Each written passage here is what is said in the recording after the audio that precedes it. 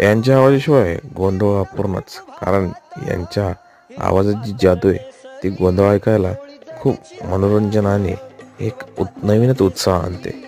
होय, हे आहेत गोंधळ किंग, म्हणजे गोंधळाचे छगन चौगुले.